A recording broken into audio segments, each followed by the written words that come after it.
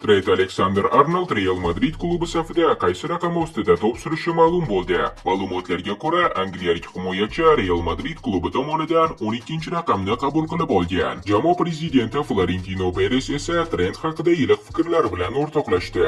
Biz afsona bilan shartnoma imzoladik. Trentning transferi bilan orzuyimiz amalga oshdi. U dunyoning eng buyuk klubida, ya'ni Real Madridda o'ynashga qaror qildi.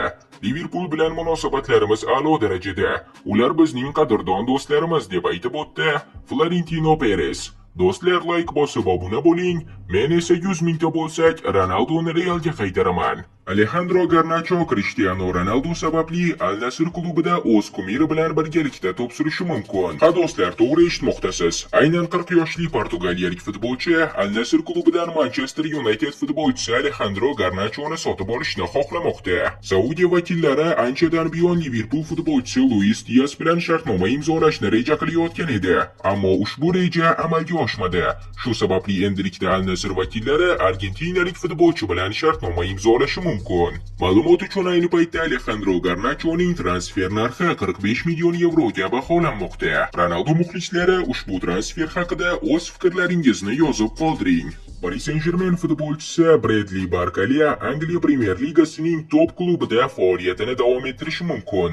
22 yoshli futbolchiga Liverpool klubi jiddiy qiziqish bildirmoqda. Xabarlarga ko'ra, agar amaldagi chempionlar Newcastle klubidan Alexander Isakni o'z safiga qo'shib ola olmasa, Bradley Barcola transferiga bor e'tiborini qaratadi. Ma'lumot uchun Barcolaning Paris Saint-Germain klubi bilan amaldagi mehnat shartnomasi 2028-yilga qadar amal qiladi. Hamda futbolchining transfer narxi 70 million yevroga baholanmoqda. Barcola o'tgan mavsum 58 ta o'yin o'tkazib, 21 ta gol urdi va 19 ta golli uzatmani amalga oshirdi. Sporting klubi futbolchisi Viktor Gyökeres yaqin vaqt ichida yangi jamoa safiga ko'chib o'tadi. Ma'lumotlarga ko'ra, 27 yoshli futbolchining agentlari bilan ayni paytda Manchester United hamda Arsenal klublari muzokaralar olib bormoqda. Turli xil taxminlarga ko'ra, futbolchining o'zi London klubi safida to'p surishni afzal ko'rmoqda. Ma'lumot uchun Viktor Gyökeres o'tgan mavsum Sporting klubi safida 52 ta o'yin o'tkazib, 54 ta gol urdi va 13 ta golli uzatmani amalga oshirdi.